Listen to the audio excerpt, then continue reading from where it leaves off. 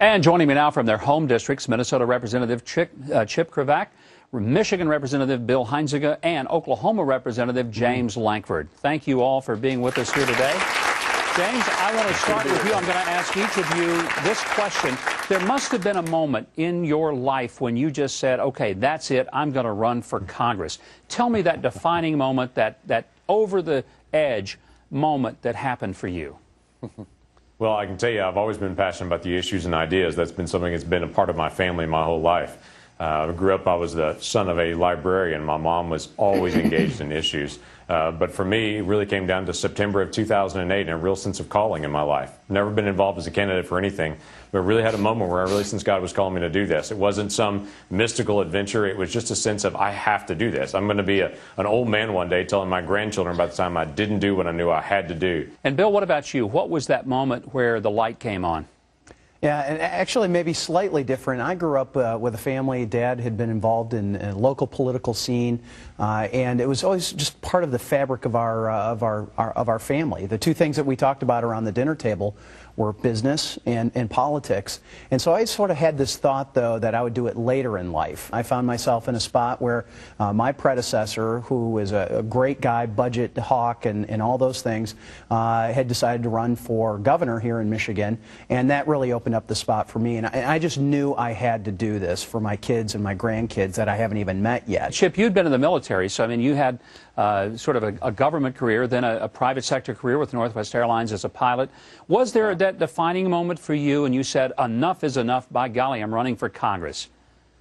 It was August 19th. Exactly.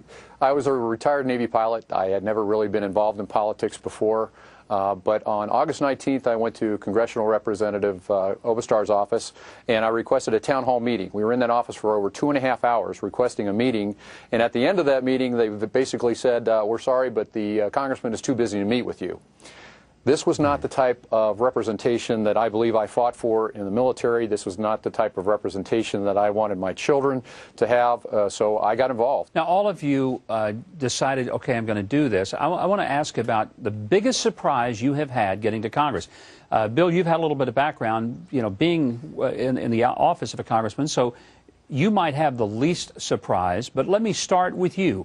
Was there a surprise being a congressman versus working for a congressman?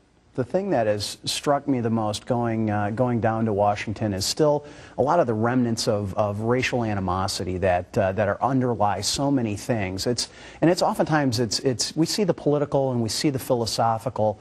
We don't always see that cultural side, and I hope we can change that as well. And you would think after we've elected the first African-American president in the United States, that would change a little bit of that culture. And I don't know if that's well, I think it would probably be naive to say that there isn't also that politics of race that gets injected into it on both sides. But that's something I has really sort of stuck in my mind as getting there in the last couple of weeks. We're going to get those same answers from Chip and James when we come back. And I'm going to be asking these three new congressmen what specifically they'd like to see cut and how they'll fight to get it done. Stay with us. When we come back, that's what you'll find out. We're back with Congressman Chip Cravaack of Minnesota, Bill Huizenga of Michigan, and James Lankford of Oklahoma. Asking these guys about some big surprises. We talked to Bill, two guys who really hadn't been involved in politics. Real quickly, James, surprise, disappointment. Tell us what was the shocker for you getting to Washington and being sworn in as a congressman. I think the two big surprises, one of them was how diverse the House of Representatives really is. I think people would be proud to know when they walk on the floor that we are as diverse as America. People want to say they're all like that. We're not. We're from, like Chip and I are, from no political background. There are people from long-term political background, lots of other occupations. But the second big surprise to me was how many people are talking about the problems and not about solutions. There's a tremendous amount of conversation inside the House chambers about here are all the problems and very few conversations about how to solve it. And that has surprised me. That is, of all places, need to be the place where we solve problems, not just talk about them. And Chip, what did you go back and tell your wife? Say, honey, you aren't going to believe this. What was that? What I really didn't understand, Governor, is why people didn't understand. I'm a dad on a mission. That's how I kind of qualify myself.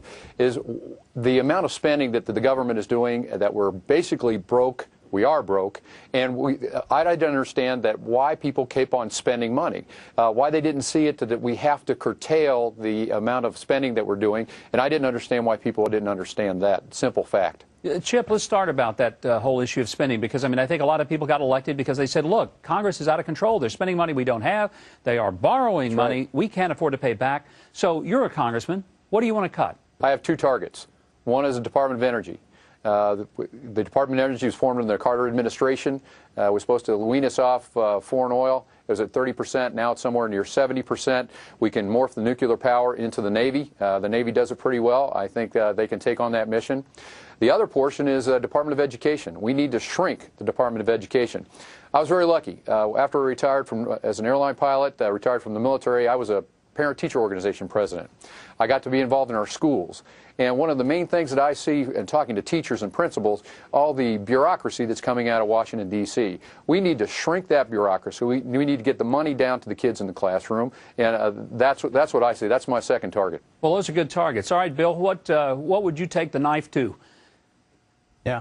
Yeah, well, much like Chip was just mentioning, I think the Department of Education has to be radically reformed. I don't believe having the federal government injected the way that it is in our local school systems is overall healthy. And Mike, it's everything from those small things like defunding Planned Parenthood, which I miss where in the Constitution we're supposed to be funding them, to those larger things. And to me, it's a short-term, medium-term, and long-term. Smaller things right now, but they have to lead into those bigger issues of Medicaid, Medicare, and Social Security, as well as the interest on our debt. That's going to be the real long-term thing that we have to tackle. All right, James, we're going to give you a chainsaw and turn you loose on the federal budget. What gets chopped? Well, I think people need to understand how bad it really is, and that's part of walking into it, as Chip was mentioning before. It's worse than people think. Every single agency that we have in the federal government and all of our military spending every single year is borrowed money, all of it. And so we've got to start dramatically dropping our spending, and that's going to be looking at everything we do. If it's redundant, all the different 100-plus job programs that we have scattered across all these different agencies, we need to start combining some of those and saying we don't have all these different administrative costs. We need to look at how we're handling land. Most of the western part of the United States is under the regimen of the federal government.